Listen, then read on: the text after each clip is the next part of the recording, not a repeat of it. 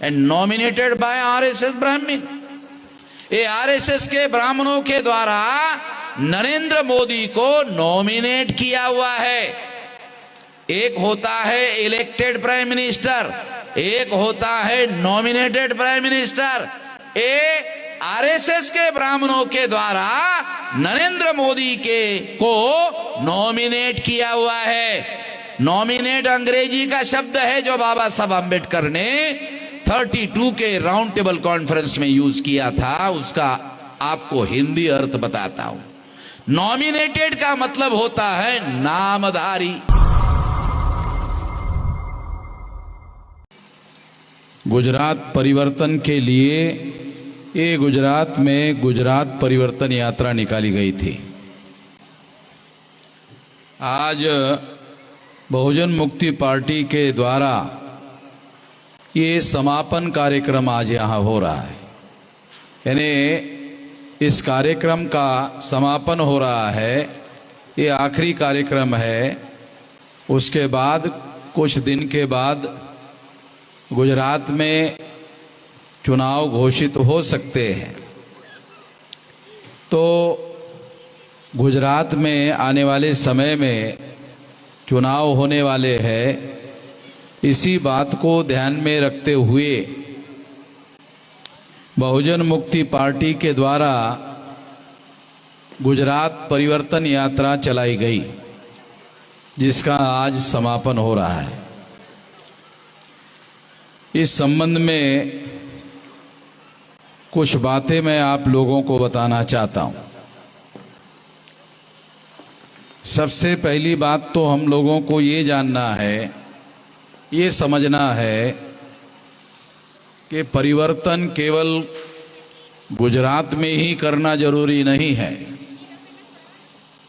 परिवर्तन जो है केवल मात्र गुजरात में ही करना जरूरी नहीं है, बल्कि सारे देश भर में परिवर्तन करना जरूरी है। पूरे देश भर में परिवर्तन करना जरूरी है।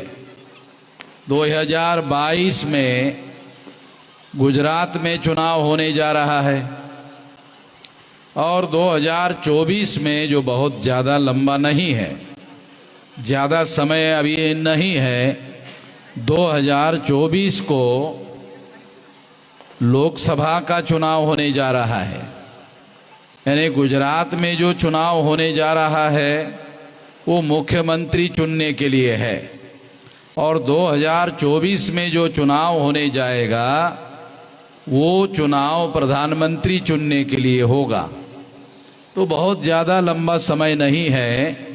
तो गुजरात में परिवर्तन करने के साथ साथ देश में भी परिवर्तन करना जरूरी है। साथियों, इस परिवर्तन को हम लोगों को समझना होगा कि परिवर्तन करना क्यों जरूरी है। इस संबंध में मैं दो बातें आप लोगों को बताना चाहता हूं। पहली बात तो ये है कि इस देश में जो आज़ादी का आंदोलन चलाया गया था और हमें ये बताया जाता है और हमारे बच्चों को स्कूलों में पढ़ाया जाता है कि आज़ादी का आंदोलन चलाया गया था, और उसके अंतर्गत 15 अगस्त 47 को हमें आज़ादी मिली थी, ऐसा हमें पढ़ाया जाता है, ऐसा हमें बताया जाता है। इसलिए ये बात मैं आप लोगों को बता रहा हूं कि जो आज़ादी का आंदोलन चलाया गया था वो आज़ादी का आंदोलन नहीं था। वो जो आंदोलन था अंग्रेजों की जगह पर ब्राह्मणों को स्थापित करने का आंदोलन था। जितने जल्दी ये बात हमारे लोगों को समझ में आएगी, उतने जल्दी जो परिवर्तन की बात मैं आपको बता रहा हूं वो बात आपको समझ में आएगी। साथियों, 15 अगस्त 47 के पहले 3-4% से ज्यादा प्रशासन में ब्राह्मण नहीं थे। जो प्रशासनिक मशीनरी है भारत में, उसमें 3-4% से ज्यादा ब्राह्मण नहीं थे। अंग्रेजों का शासन होता था, उसमें 3-4% से ज्यादा ब्राह्मण नहीं होते थे प्रशासन में। आज 79.2% ब्राह्मण और तत्सम ऊंचे जाति के लोगों का प्रशासन में कब्जा है। इससे ये बात सिद्ध होती है, इससे ये बात प्रमाणित होती है कि आजादी का आंदोलन सभी लोगों के आजादी का आंदोलन नहीं था। अगर देश के प्रशासन पर और देश के शासन पर अगर ब्राह्मणों ने कब्जा किया है तो ये कहा जा सकता है कि ये ब्राह्मणों के आजादी का आंदोलन था। मैं आपके जानकारी के लिए थोड़ा सा बता दूं कि इस देश में 1885 को कांग्रेस की स्थापना हुई। कांग्रेस की स्थापना चटर्जी, मुखर्जी, बैनर्जी, चटर्जी, मुखर्जी, बैनर्जी ये सारे बंगाली ब्राह्मणों के नाम है। गोखले, तिलक, आगरकर ये महाराष्ट्रियन ब्राह्मणों के नाम है। इन लोगों ने मिलकर 1885 को कांग्रेस की स्थापना की। हमारे लोगों को पता नहीं है, इन ब्राह्मणों ने 1885 को कांग्रेस की स्थापना की।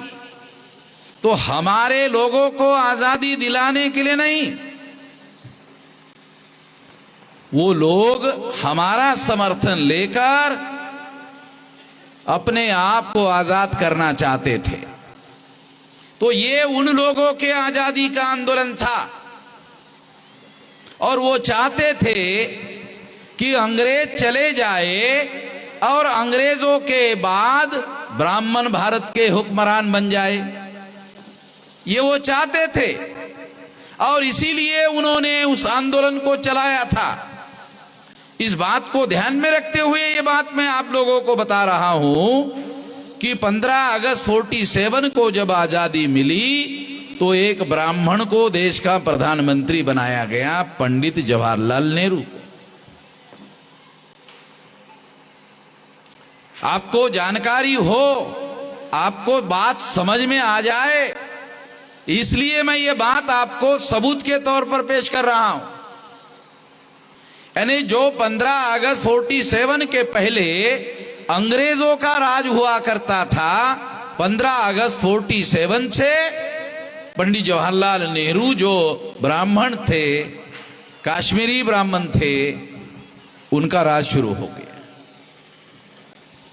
और जब संविधान 26 जनवरी 1950 को लागू हुआ और लागू होने के बाद 1952 को प्रथम लोकसभा का चुनाव घोषित हुआ, तो उस चुनाव में पंडित जवाहरलाल नेहरू ने, जो कांग्रेस के द्वारा प्रधानमंत्री भी थे और कांग्रेस के प्रेसिडेंट भी थे,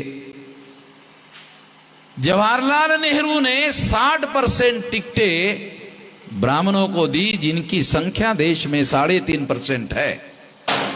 गुजरात में 2% से ज्यादा ब्राह्मण नहीं है। सारे देश भर में ब्राह्मणों की संख्या 3.5% है और गुजरात में 2% से ज्यादा नहीं है। तो पंडित जवाहरलाल नेहरू ने 1952 के लोकसभा के चुनाव में 3.5% ब्राह्मण जो ऑल इंडिया में है, उनको 60% टिकटें दी लोकसभा की। 47% ब्राह्मण चुनवा कर लाए। 1952 को 22.5% शेड्यूल कास्ट और शेड्यूल ट्राइब के एमपी मिलाकर ब्राह्मणों ने आजाद भारत के अंदर केंद्र में ब्राह्मणों की सरकार बनाई। हमारे लोगों को ये जानकारी नहीं है। मैं ये नहीं कह रहा हूं ज्ञान नहीं, अरे जानकारी ही नहीं तो ज्ञान कहां से होगा। जानकारी नहीं है। अच्छा, दूसरी बात बताता हूं, मैं ये कभी नहीं कहता कि कि अनपढ़ लोगों को जानकारी नहीं है, मैं कह रहा हूं पढ़े लिखे को जानकारी नहीं है। क्यों नहीं है? क्योंकि जो अभ्यासक्रम है उसमें यह जानकारी नहीं दी जाती। जो अखबार है उन्हीं लोगों के हैं, तो अखबार वाले भी जानकारी नहीं देते, तो हमारे लोगों को जानकारी कहां से होगी? जो जानकारी मैं आपको दे रहा हूं ये रिसर्च करके, इलेक्शन कमीशन का डाटा, जो इलेक्शन कमीशन के पास सारा का सारा डाटा, उसके पास डाटा है कितने कैंडिडेट कौन से पार्टी के खड़े, कितने चुनकर आए, ये सारा का सारा डाटा इलेक्शन कमीशन के रिकॉर्ड में अवेलेबल है। और इलेक्शन कमीशन के रिकॉर्ड का डाटा अध्ययन करने के आधार पर, रिसर्च करने के आधार पर आपको बता रहा हूं। और इस तरह से ब्राह्मणों ने अंग्रेजों को भगाया और अंग्रेजों की जगह ब्राह्मणों को स्थापित किया और प्रचार क्या किया? आजादी मिल गई। अरे अजीब किस्म की बात है। अंग्रेज की जगह ब्राह्मण को स्थापित कर दिया और प्रचार कर दिया, और हम लोगों को पढ़ाया जाता है, किताबों में, स्कूलों में पढ़ाया जाता है यह आजादी का आंदोलन था। अरे अंग्रेजों को भगाकर अंग्रेजों के जगह ब्राह्मणों को स्थापित करने का आंदोलन आजादी का आंदोलन कैसे हो सकता? इसलिए मैं आपको बता रहा हूं कि यह आजादी का आंदोलन नहीं था। और इस तरह से ब्राह्मणों ने जब आजाद भारत की पहली चुनी हुई सरकार पर कब्जा कर लिया, तो उन्होंने लगातार कोशिश करके इंडियन एडमिनिस्ट्रेटिव सर्विसेज, IAS की सर्विसेज में आज 2022 में 79.2% ब्राह्मण और तत्समूचे जाति के लोगों का कब्जा कर लिया। इसका मतलब है प्रशासन में ब्राह्मणों ने कब्जा कर लिया। दूसरी बात, ब्राह्मणों की जो पार्टी है कांग्रेस, जिसके बारे में मैंने अभी आपको बताया कि 1885 को कांग्रेस की स्थापना चटर्जी, मुखर्जी, बैनर्जी, गोखले, तिलक, आगरकर, इन ब्राह्मणों ने स्थापित की। दूसरी पार्टी भारतीय जनता पार्टी। ये भारतीय जनता पार्टी का पहला नाम था जनसंघ। ये जनसंघ RSS के लोगों ने स्थापित किया था। और जब ये जनसंघ जनता पार्टी में विलीन हो गया और जनता पार्टी से जब अटल बिहारी और आडवाणी बाहर आ गए, तो अटल बिहारी ने भारतीय जनता पार्टी स्थापित की। तो भारतीय जनता पार्टी का संस्थापक अध्यक्ष पंडित अटल बिहारी वाजपेयी, यानी कांग्रेस के स्थापना करने वाले ब्राह्मण, भारतीय जनता पार्टी की स्थापना करने वाले ब्राह्मण।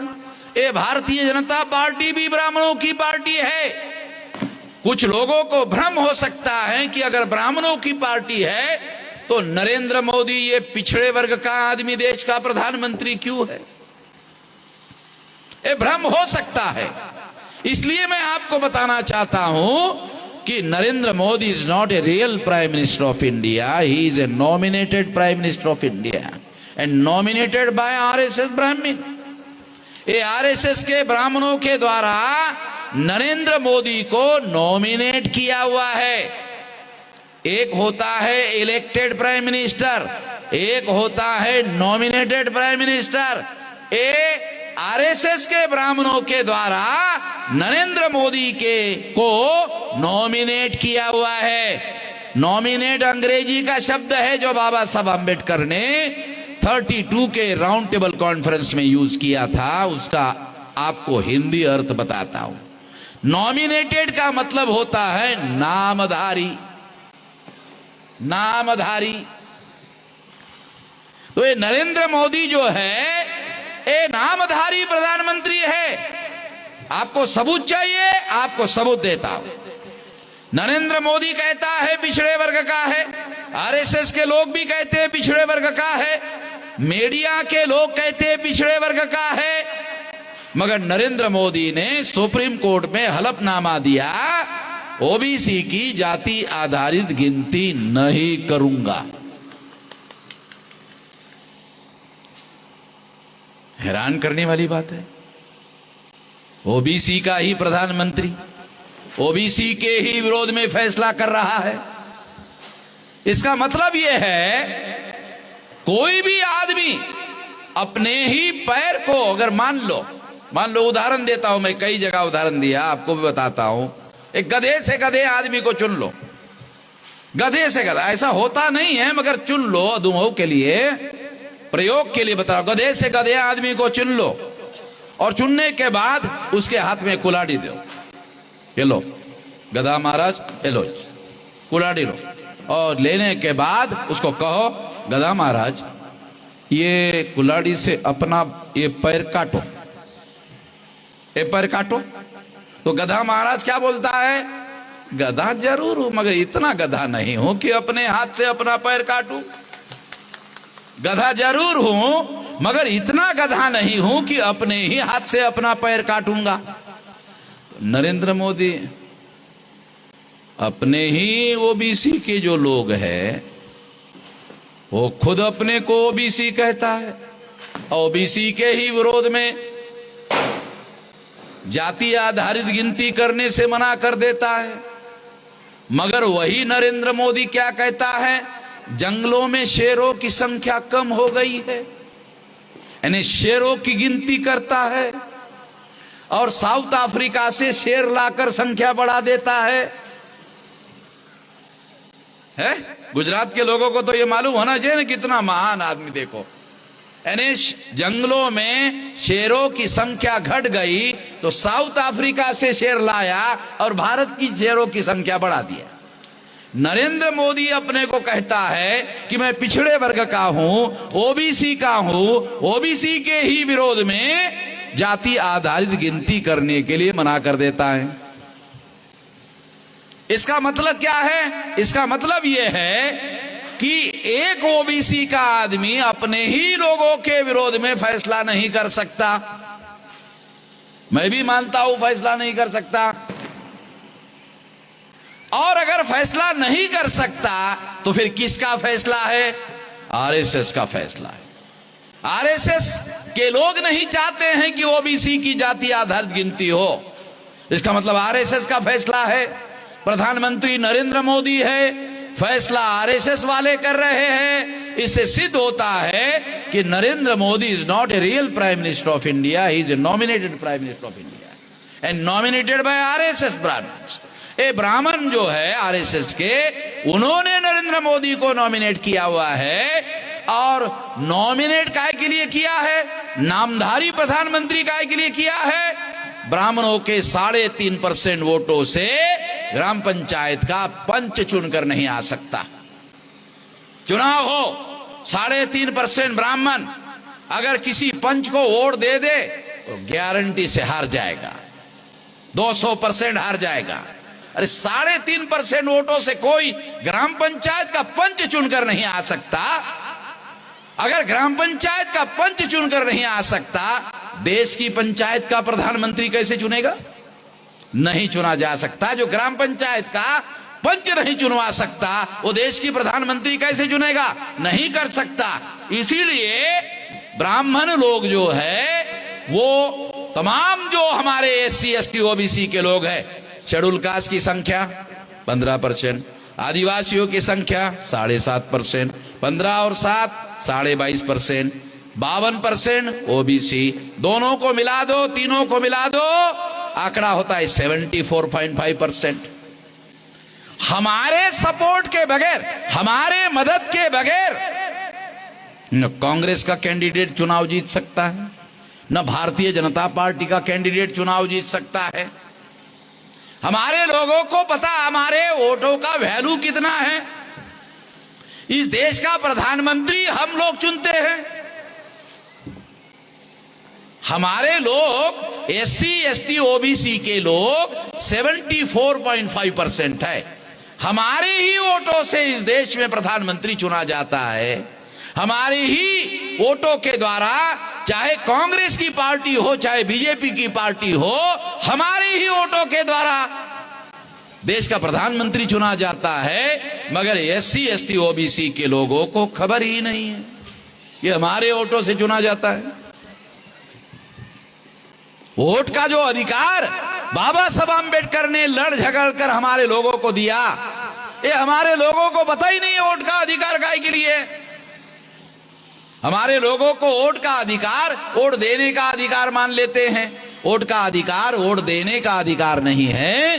वोट का अधिकार एमएलए एमपी चुनने का अधिकार नहीं है। वोट का अधिकार शासक बनने का अधिकार है, शासक चुनने का अधिकार नहीं है। ये शासक बनने का अधिकार है।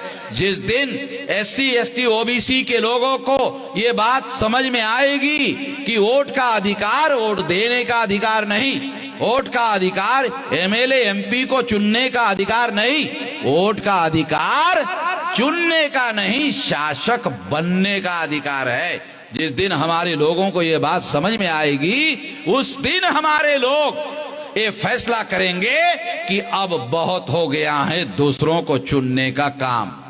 अभी हम दूसरों को नहीं, अभी हम शासक बनने के लिए वोट के अधिकार का उपयोग करेंगे। ये बात हमारे लोगों को समझ में नहीं आई। 75 साल हो गए आजादी को, संविधान लागू होकर 72 साल हो गए। यानी आजादी को आजादी हासिल करके सो कॉल्ड तथा कथित आजादी हासिल करके 75 साल और संविधान लागू होकर 72 साल हो गए।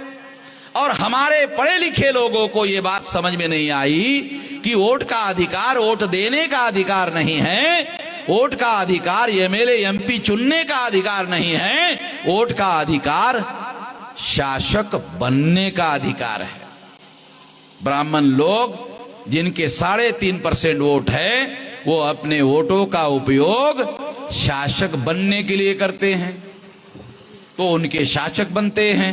उन्होंने पार्टी बनाई कांग्रेस, ब्राह्मणों ने पार्टी बनाई कांग्रेस, उन्होंने पार्टी बनाई भारतीय जनता पार्टी, 3.5% ही लोग रूलिंग पार्टी बनाई, फिर अपोजिशन पार्टी बनाई, फिर कम्युनिस्ट पार्टी बनाई, फिर मार्क्सवादी कम्युनिस्ट पार्टी बनाई, फिर तृणमूल कांग्रेस बनाई। यानी संख्या उनकी 3.5% है और 5 नेशनल लेवल की पार्टियां बनाई। इंडियन एडमिनिस्ट्रेटिव सर्विसेज में ही ब्राह्मणों का 79.2% कब्जा नहीं है। जिनकी 3.5% संख्या है, उनकी नेशनल लेवल के 5 पार्टियां है। हम लोगों की एससी एसटी ओबीसी इनकी संख्या 74.5%। यदि इसमें 15% मुसलमानों को मिलाओ तो ये 90% हो जाता है। और अगर ये 90% हो जाता है तो 90% वालों की एक भी नेशनल लेवल की पार्टी नहीं है। काशीराम जी ने बनाई थी, मायावती ने खड्डे में डाल दिया।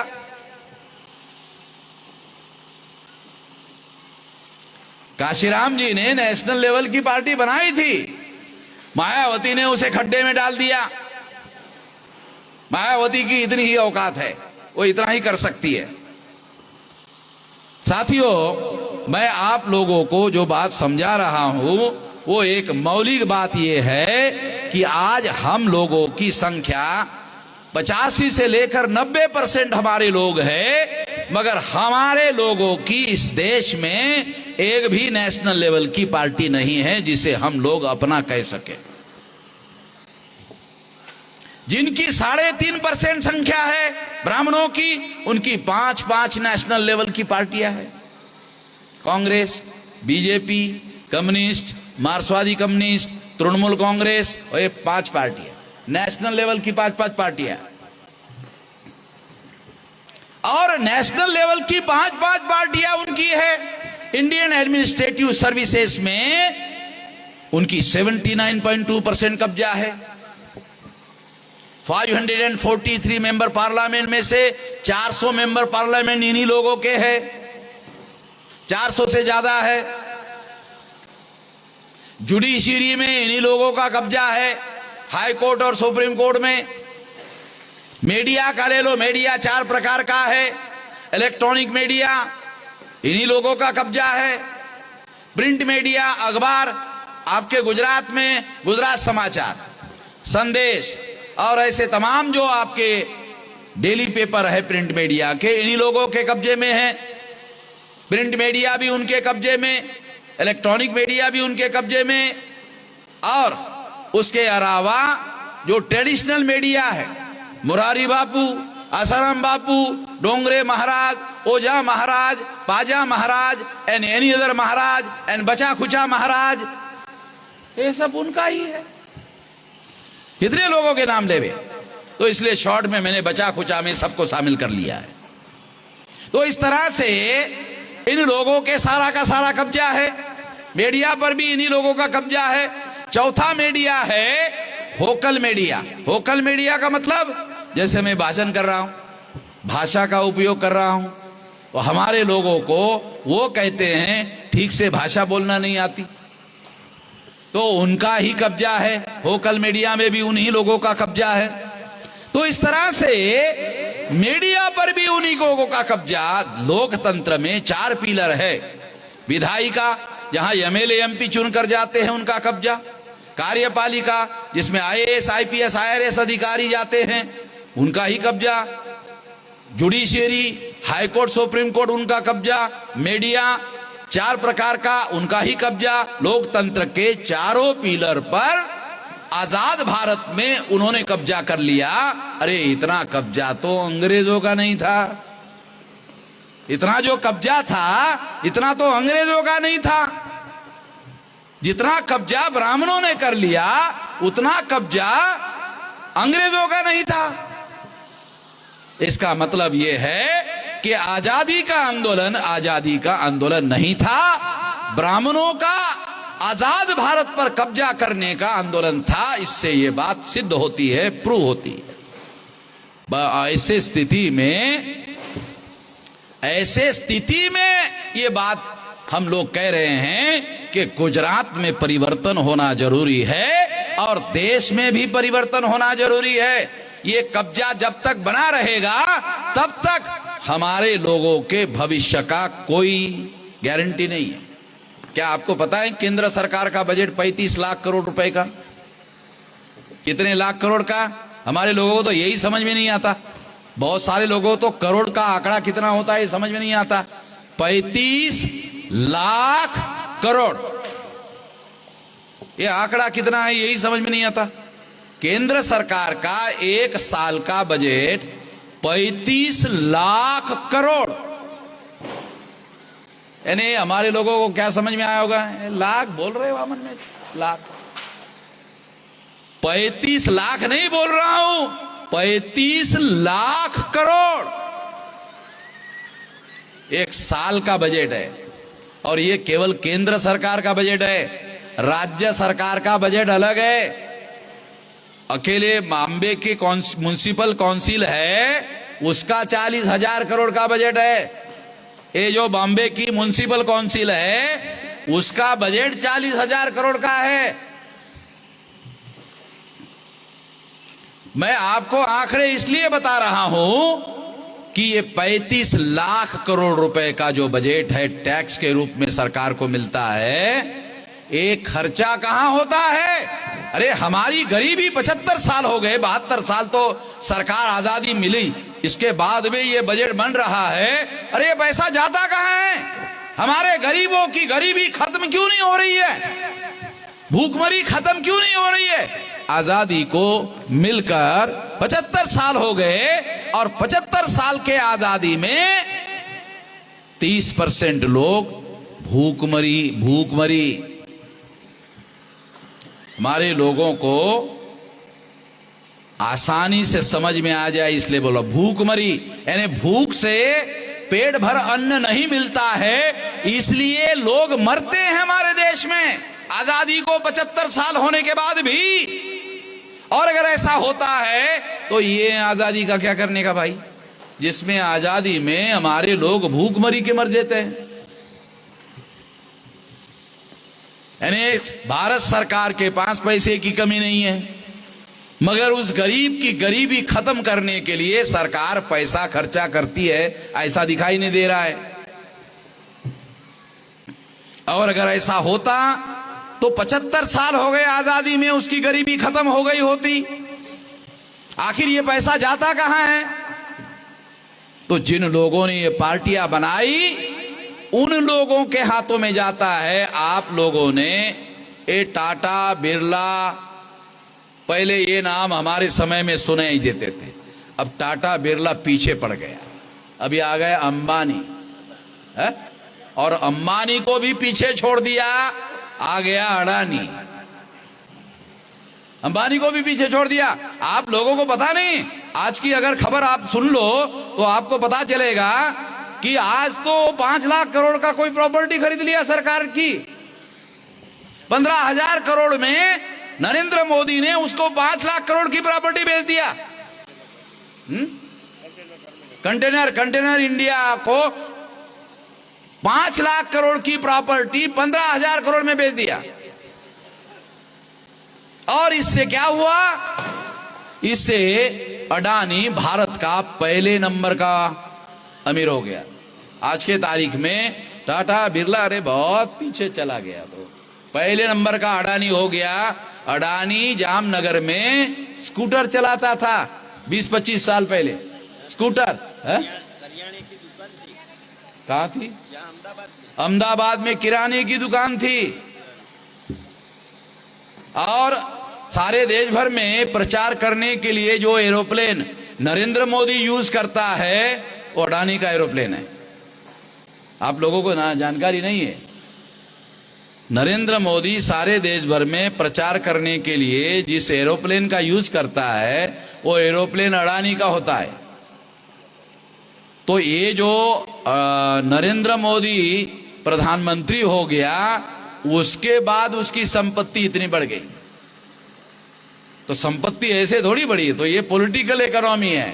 ये इकोनॉमी नहीं है केवल, ये पॉलिटिकल इकोनॉमी है। ये राजनीतिक हस्तक्षेप से उसकी संपत्ति बढ़ गई है। यानी गरीब भूखमरी के लेवल पर पहुंच गया है। और अडानी जो है कहां के कहां पहुंच गया।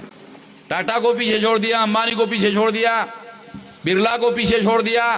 टाटा बिरला दोनों के मिलाकर जितनी प्रॉपर्टी है उससे ज्यादा अडानी की हो गई। इससे अंदाजा लगाया जा सकता है कि ये जो 35 लाख करोड़ रुपए का भारत सरकार का बजट है, ये बजट गरीबों की गरीबी खत्म करने के लिए नहीं, कमजोर लोगों को शिक्षा देने के लिए नहीं, ये सारा का सारा उद्योगपतियों के घरों में ये पैसा उनके पास कैसे जाए, इस तरह का प्लान बनाकर ये सारा का सारा सरकार चलाया जाता है। और इस तरह से इस देश में बहुत ज्यादा भयानक रूप से षड्यंत्रकारी सरकारी काम चल रहा है। सरकारें षड्यंत्र पूर्वक काम कर रही है और गरीबों को इस तरह से गरीबी से मरवाने का काम कर रही है। पहले कांग्रेस ये काम करती थी, आज भारतीय जनता पार्टी ये काम करती है। नरेंद्र मोदी एक बैकवर्ड का आदमी प्रधानमंत्री हो गया तो लोगों ने, बैकवर्ड ने सोचा कि ये बैकवर्ड लोगों की बैकवर्डनेस को खत्म करने का काम करेगा। मगर नरेंद्र मोदी ने ऐसा कोई काम किया, ऐसा डाटा या ऐसा कोई आंकड़ा सिद्ध नहीं करता है। ये आंकड़ा यही सिद्ध करता है कि नरेंद्र मोदी ने तमाम उद्योगपतियों की भी संपत्ति बढ़ाने का काम नहीं किया, बल्कि एक उद्योगपति की संपत्ति बढ़ाने का काम किया। यह भी बड़ा चमत्कार का मामला है। कांग्रेस के राज में तमाम उद्योगपतियों की संपत्ति बढ़ती रही, मगर नरेंद्र मोदी के काल में एक उद्योगपति अडानी की संपत्ति बढ़ने का काम होता रहा। तो इस तरह से साथियों, इस देश में बहुत बड़े पैमाने पर हमारे लोगों के साथ धोखाधड़ी हो रही है, लगातार हो रही है। शेड्यूल कास्ट के जो लोग हैं, शेड्यूल कास्ट के लोगों में तमाम लोग जो है शेड्यूल कास्ट में, आज हमारे देश में शेड्यूल कास्ट में जो अलग अलग प्रकार की कम्युनिटीज है, गुजरात में वाल्मीकि जाति के लोग हैं, उनके साथ जो व्यवहार होता है गुजरात के अंदर, यानी बीजेपी के लोग चाहे कांग्रेस के लोग, वो उनके साथ जो आज से 50 साल पहले, 75 साल पहले उनकी जो स्थिति थी, वही स्थिति उनकी आज भी है। यानी सफाई का काम करने वाली जो जातियां है, चाहे गुजरात की हो, चाहे सारे देश की हो, उनके साथ जो व्यवहार आज से 75 साल पहले होता था, वही हो रहा है। आज भी अस्पृश्यता का जो व्यवहार है शेड्यूल कास्ट के लोगों के साथ 75 साल पहले, आजादी के पहले होता था, वो आज भी हो रहा है। आदिवासी लोग जो जंगलों में रहते थे, उन लोगों के साथ जो व्यवहार होता था, वो आदिवासियों के साथ भी आज वही व्यवहार हो रहा है। बैकवर्ड लोगों की तो गिनती करने के लिए सरकार तैयार नहीं है। कुत्तों की गिनती करते हैं, जानवरों की गिनती करते हैं, मगर पिछड़े वर्ग की, ओबीसी की गिनती करने के लिए तैयार नहीं है। विकास, नरेंद्र मोदी क्या कहता है? विकास, विकास, विकास, विकास, विकास। ऐसा विकास के विकास ऐसे बोलते रहता है जैसे शब्द का ही साला विकास हो रहा है, बाकी कोई विकास हो नहीं रहा है। शब्द का विकास हो रहा है, विकास, विकास, विकास। अरे आंकड़े ही नहीं है तो विकास कहां से होगा भाई? अबे विकास के लिए आंकड़े चाहिए, आंकड़े के बाद प्लानिंग होता है, प्लानिंग के बाद इंप्लीमेंटेशन होता है, इंप्लीमेंटेशन के बाद विकास होता है। इधर तो आंकड़े ही नहीं है। आखिरकार बैकवर्ड लोग कितने बैकवर्ड है? अरे इसका डाटा तो होना चाहिए। नरेंद्र मोदी ने अपने पिछड़े वर्ग के लोगों का डाटा इकट्ठा नहीं किया, आंकड़े इकट्ठा नहीं किए। फंडामेंटल प्रिंसिपल जो है डेवलपमेंट का, जिसका विकास करना है, उसके आंकड़े चाहिए। आंकड़े ही सरकार ने इकट्ठा नहीं किए। जब आंकड़े ही नहीं इकट्ठा होंगे तो प्लानिंग किस आधार पर? हवा में प्लानिंग बनता है क्या? प्लानिंग आंकड़ों के आधार पर बनता है। सारे दुनिया के अर्थशास्त्री आंकड़े इकट्ठा करते हैं, आंकड़ों का विश्लेषण करते हैं, उसके आधार पर पता चलता है कौन कितना पिछड़ा है, फिर उसके हिसाब से प्लानिंग बनता है। अरे आंकड़े ही नहीं। नरेंद्र मोदी बैकवर्ड क्लासेस के लोगों के आंकड़े इकट्ठा करने के लिए तैयार नहीं है, अपने जाति बिरादरी के लोगों के आंकड़े इकट्ठा करने के लिए तैयार नहीं है।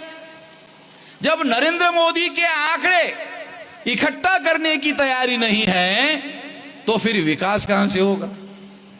नरेंद्र मोदी विकास की केवल बातें करता है, विकास के भाषण करता है। नरेंद्र मोदी के भाषणों में जरूर विकास हो रहा है, मगर लोगों के जीवन में किसी प्रकार का कोई विकास हुआ, ऐसी कोई जानकारी उपलब्ध नहीं है, ऐसा कोई डाटा उपलब्ध नहीं है। बल्कि वर्ल्ड लेवल की जो लोग हैं वो कह रहे हैं कि देश में भूखमरी के आंकड़े लगातार बढ़ रहे हैं। तो इस तरह से साथियों, इसमें बदलाव की जरूरत है, इसमें परिवर्तन की जरूरत है। इसके लिए गुजरात परिवर्तन यात्रा निकाली गई। परिवर्तन यात्रा इसलिए निकाली गई है, और इसी तरह से गुजरात के साथ साथ सारे देश भर में परिवर्तन की जरूरत है। इस देश में इन लोगों का, जब से ये सरकार में आए, 14 से सरकार में आए, जब से सरकार के में आए, एक ही अखबार में खबर आती, हिंदू मुस्लिम, हिंदू मुस्लिम, हिंदू मुस्लिम, हिंदू मुस्लिम। बस इसके अलावा कोई खबर सुनने को नहीं आती है। इतना विकास हुआ, उतना हुआ, ऐसा कोई खबर ही नहीं आती। हिंदू मुस्लिम, हिंदू मुस्लिम। इस बात को ध्यान में रखते हुए हमने आरएसएस के हेडक्वार्टर पर 3 लाख लोगों का नागपुर में मैं मोर्चा लेकर गया, 3 लाख लोगों का, और सारे देश भर में सारे लोगों को, आरएसएस के लोग सारे देश के लोगों को डराते हैं, सारे देश के लोग आरएसएस के नाम से डरते हैं, वो डराने का काम करते हैं, और हमारे लोग एससी, एसटी, ओबीसी, माइनॉरिटी के लोग डरते हैं। हमने 3 लाख लोगों का मोर्चा आरएसएस के हेडक्वार्टर पर नागपुर कर लेके गए, और लेके जाने के बाद मोहन भागवत ने सरकार को कहा कि एक सुरक्षा के लिए जरा सिक्योरिटी एजेंसी के आदमी भेज दो। तो 150 आदमी भेज दिया। मैं लेके ही नहीं गया, उसके पहले ही 150 लोग चले गए। यानी जो दुनिया को डराने वाले लोग हैं, मैंने केवल बोला तो डर गए।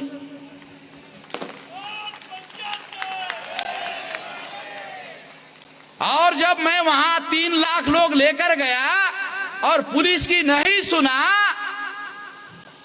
तो आरएसएस ने कहा 150 लोगों से काम नहीं होगा,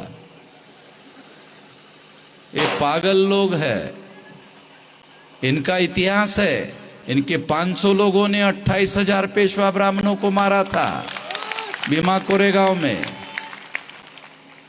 ये पागल लोग हैं। ये वर्ल्ड वार में भी गए थे, वहां भी जीतने वालों के साथ थे। ये बाबा साहब आंबेडकर के स्पीच में रिकॉर्ड है, वर्ल्ड वार में भी गए थे।